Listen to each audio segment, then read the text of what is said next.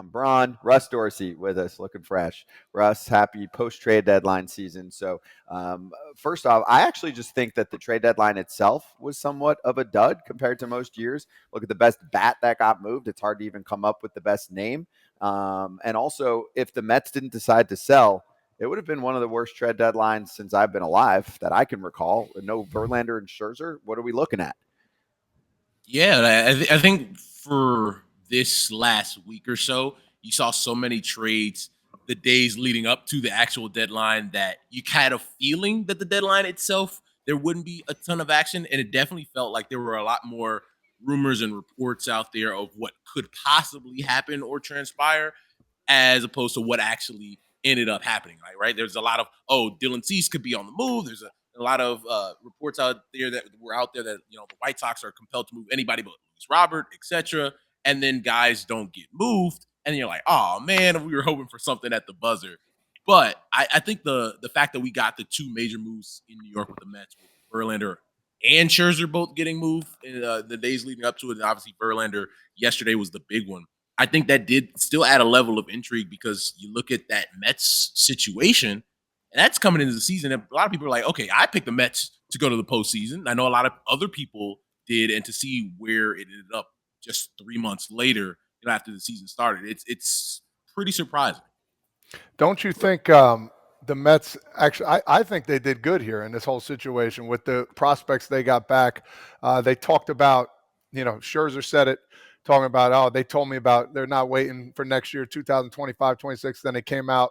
I think Epler came out and said the same thing. What is your case about that? Because I think the prospects they got is a really, really good find and really good for the Mets coming up in the near future.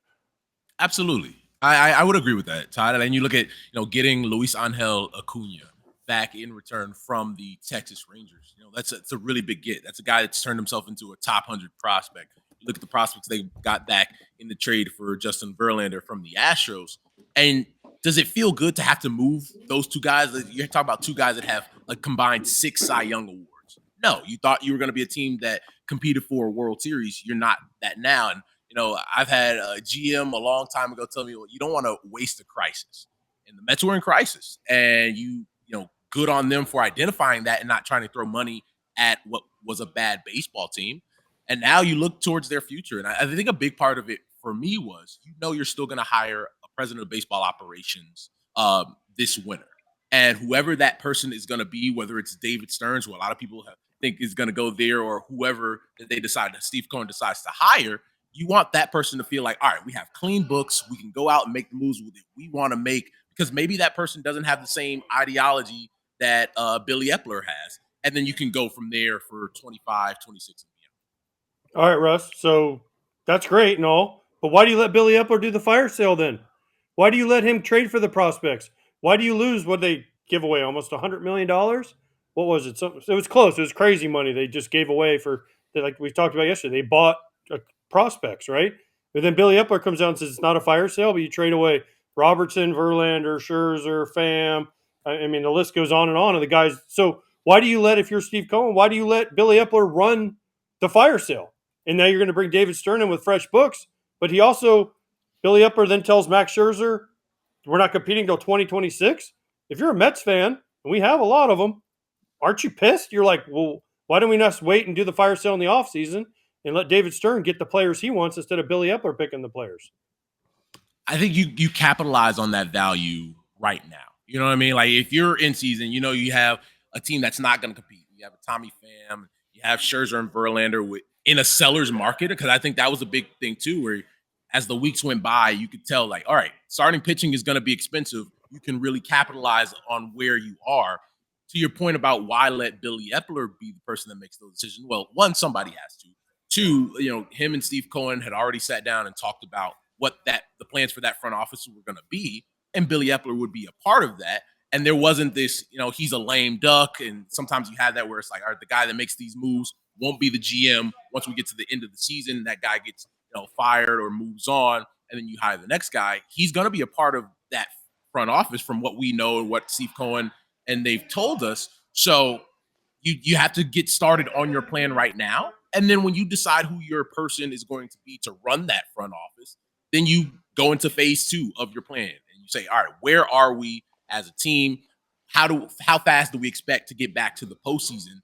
And then because you are Steve Cohen and because you are the richest owner in all of Major League Baseball, if you say, screw this, we're going to throw money at this again, you can do that. Russ, did my team do enough? Everybody's saying, did they do enough? Could have got a left-hander out for the pin. Needed another starter. They got Flaherty. I wanted Cease. Who doesn't want him? Did they do enough? Adam, I think you and I both know the answer to that question.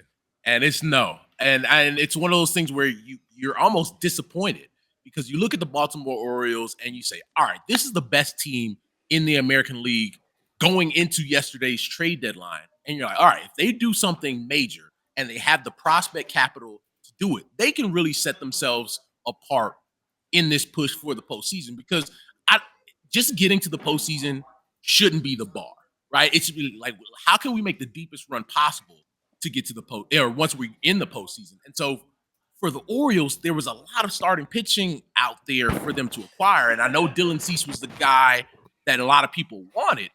At the same time, there were guys not named Dylan Cease that could have helped them where you don't have to give up, obviously you're not trying to trade Jackson Holiday, right? I understand that. If you don't want to trade G-Rod, understand that too. But when you build up so much prospect capital because you're bad for a long time, you have the room to maneuver around and package players while still keeping your best prospects to make your team better. And I think something I wanted to ask you guys, if you were in a position where you're the best team in the American League and you've worked so hard to get to this point and you don't see reinforcements come in the door the day after the deadline, how would you guys feel?